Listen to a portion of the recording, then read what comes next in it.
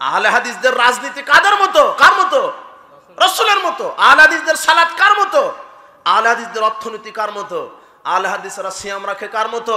আহলে হাদিসের আকীদা আমল পোষণ করে কার মতো? রাসূলের মতো। বিচার মাঠে আহলে হাদিসদের নেতা হবে কে? আর আপনার রাজনীতি কার মতো? রাসূলের মতো না? ইসলামী খেলাফা আপনার রাজনীতি কার মতো?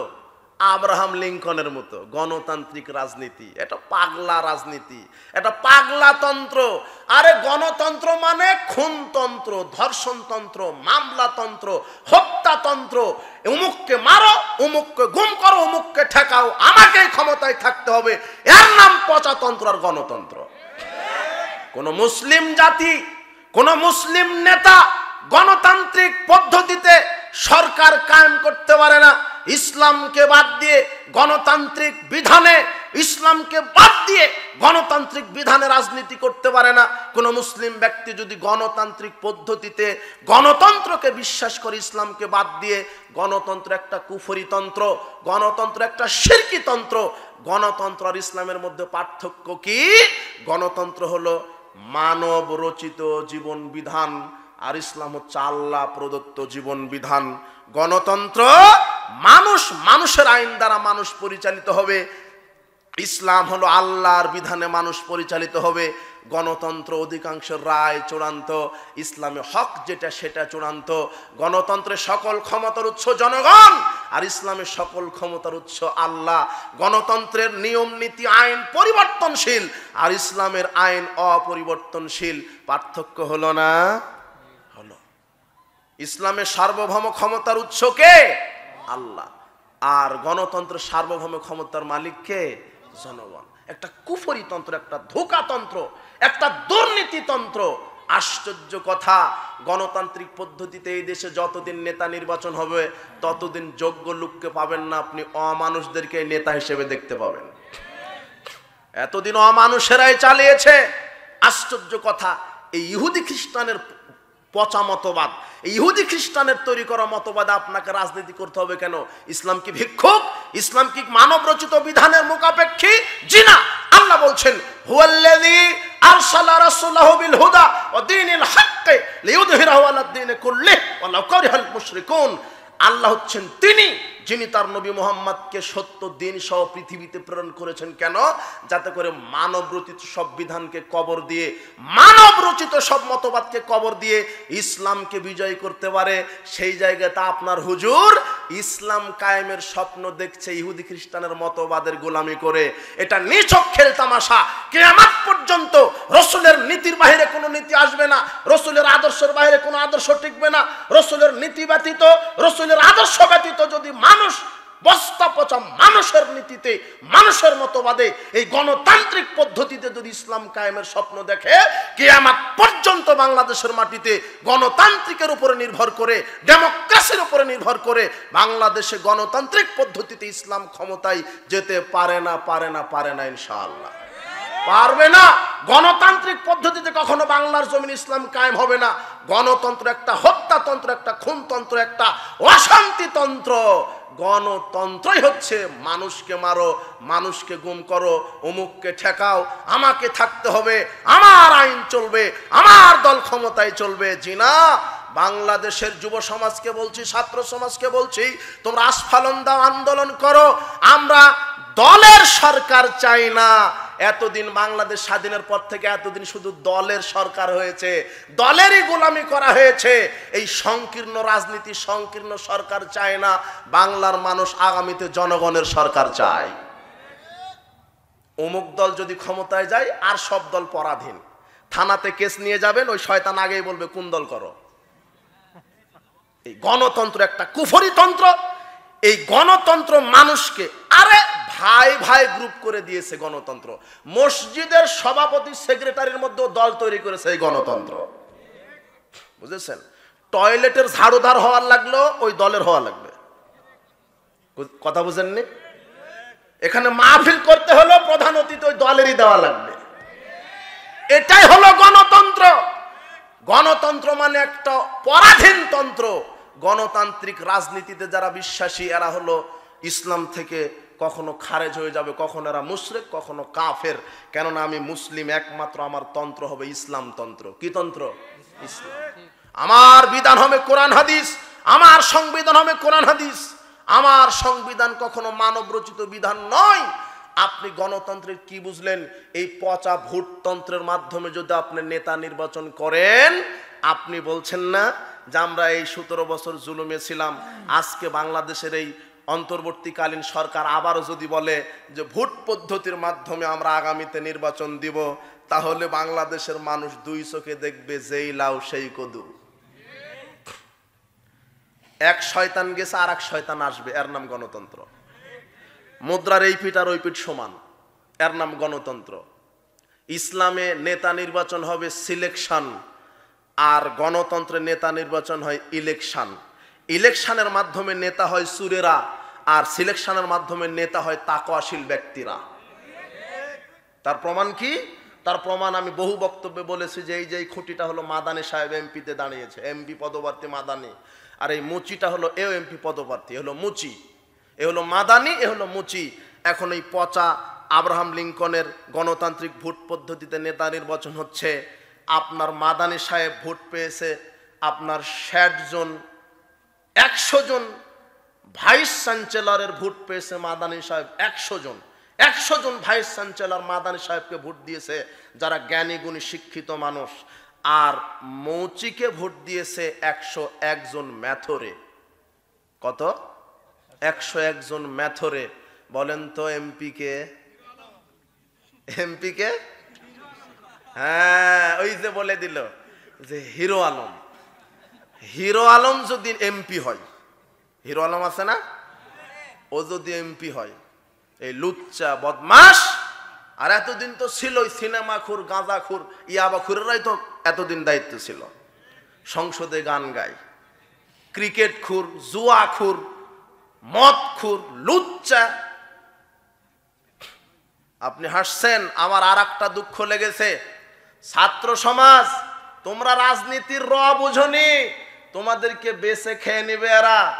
আবার তুমি ইসলাম ছাড়া যদি প্রচলিত এই তন্ত্রমন্ত্রে রাজনীতি করো, তোমরাও টিকতে পারবা না, বাতিলেরা তোমাদেরকে আউট করে দিবে। দেখনি অন্তর্বর্তী সরকারের আর একটা উপদেষ্টা কয়েকদিন আগে গঠন করলো, এ হলো লুচ্চাখুর আর একটা সিনেমাখুর, একটা যে ট্রান্সজেন্ডার ইস্যুকে প্রমোট করেছিল। আশ্চর্য কথা, আবু সাইদ জীবন দিয়েছে এই লুচ্চাকে নেতা হওয়ার জন্য, মুগ্ধ জীবন দিয়েছে এই লুচ্চারা নেতা হবে এই জন্য। ছাত্র সমাজ, তোমরা এখনো রাজনীতির র বুঝতে পারোনি। ওই জাহেলিয়াত ছেড়ে দাও, ইসলামের পতাকা তলে আসো। ইনশাআল্লাহ ইসলামের আঘাতে, তাওহীদের আঘাতে বাতিল ধ্বংস হয়ে যাবে ইনশাআল্লাহ। যতদিন এই কুফরি রাজনীতিতে বিশ্বাসী করবে, ওই খাতে তোমাদেরকেও পড়ে মরতে হবে।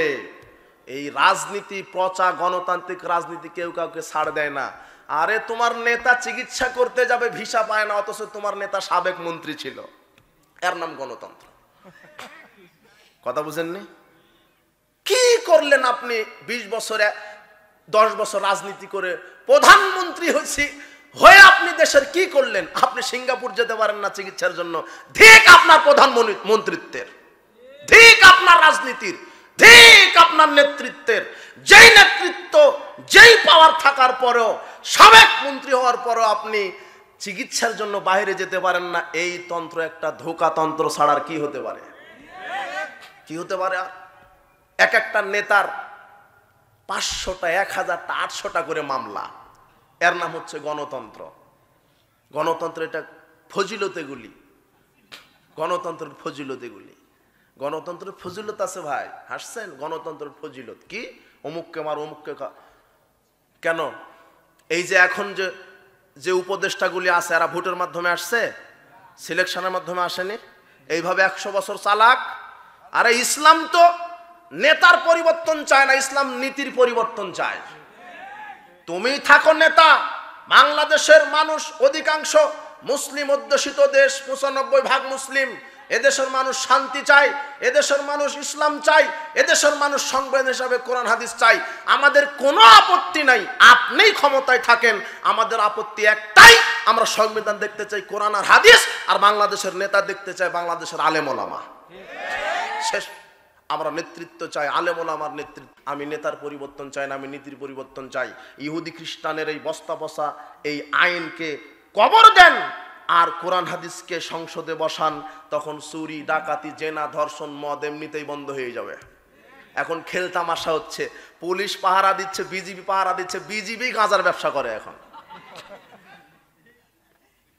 কিছুদিন আগে আমি পেপার পড়তেছিলাম, পুলিশ হলো সিকিউরিটি দিয়ে বিদেশ থেকে বিদেশি প্রবাসীরা কিছু স্বর্ণ নিয়ে আসছে, পুলিশ সিকিউরিটি দেওয়ার কারণে ওরাই হয় স্বর্ণ চুরি করে নিয়ে চলে গেছে।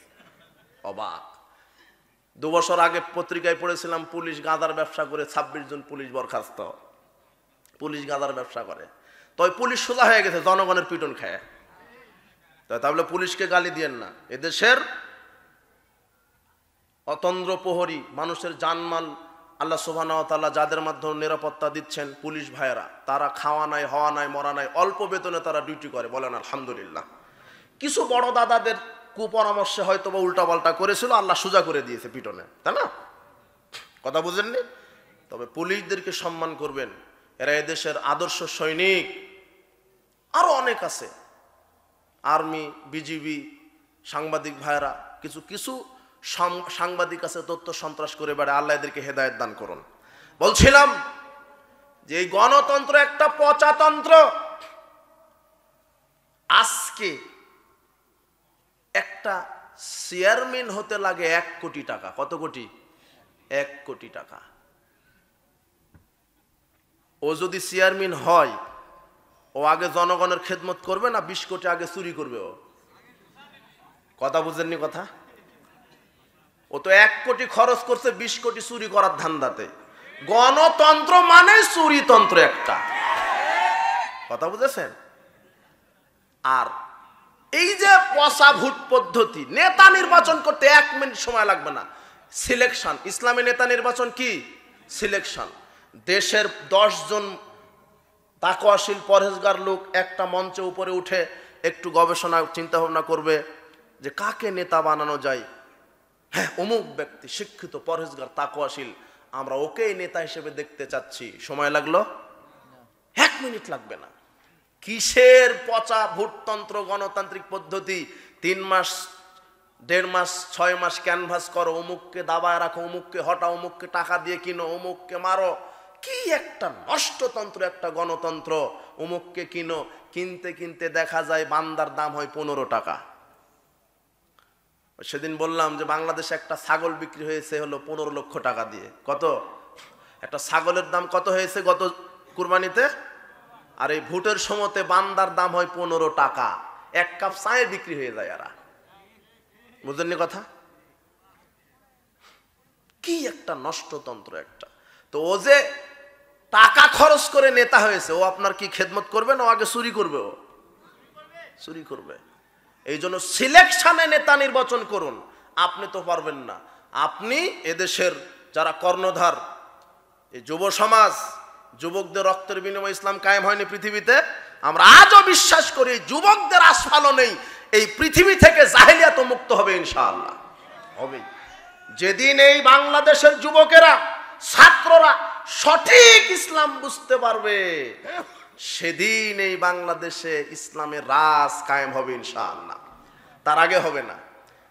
আজকে তো জুলুমের উপরে গণবিপ্লব হয়েছে, যেদিন তাওহীদের উপরে গণবিপ্লব হবে সেদিনে বাংলাদেশে ইসলাম কায়েম হবে। বুঝতে পারেননি? কাজেই এই পচাতন্ত্র, এই গণতান্ত্রিক পদ্ধতি, এটা হারাম। গণতান্ত্রিক রাজনীতি হারাম।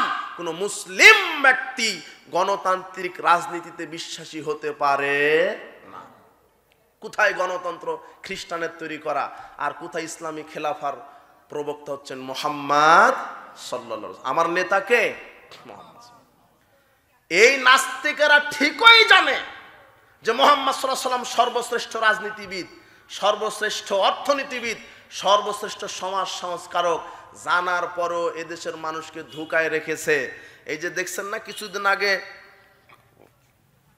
সিলেবাসে ভাত রান্না করা শিখালো, হ্যাঁ, ডিম ভাজা শিখাইছে না? স্কুল কলেজে পড়াশোনা কি ছিল? শুধু ভাত রান্না করবে, ডিম ভাজবে, এটা ছিল না? এরা চাইছিল যে বাংলাদেশের সব আমজনতা এরা হলো ডিম ভাজা শিখবে, ভাত রান্না করা শিখবে, আর আমাদের ছেলেরা পড়বে আমেরিকা, অস্ট্রেলিয়ায় পড়ে নেতা হবে। আর বাংলাদেশের যারা ইঞ্জিনিয়ার দেখবেন সব ওই চীন, ব্রিটেনের ইঞ্জিনিয়ার। ইঞ্জিনিয়ারেরা এসে ব্রিজ করবে, কালভার্ট করবে, বড় বড় অট্টালিকা নির্মাণ করবে, আর বাংলাদেশের যুবকেরা অনার্স পাস করে ওদেরকে ডিম ভাজা দিবে। ওরা এই কায়দাই করেছিল, এরা বুঝতে পারেনি মনে হয়।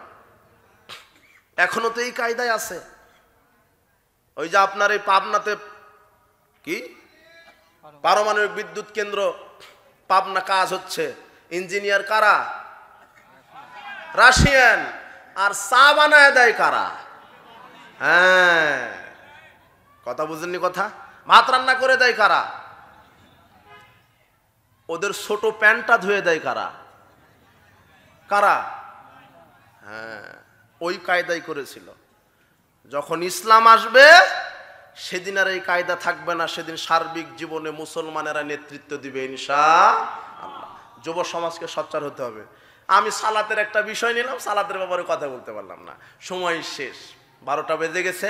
তবে আমি মেসেজটা দিলাম যে আগামীতে ওই যে সানাউল্লাহ অমৃতসরী, ফাতিহে কাদিয়ান, শেরে পাঞ্জাব, প্রখ্যাত উপমহাদেশের মোনাজের মাওলানা সানাউল্লাহ অমৃতসরী, তিনি যেইভাবে শিরক বেদাতের বিরুদ্ধে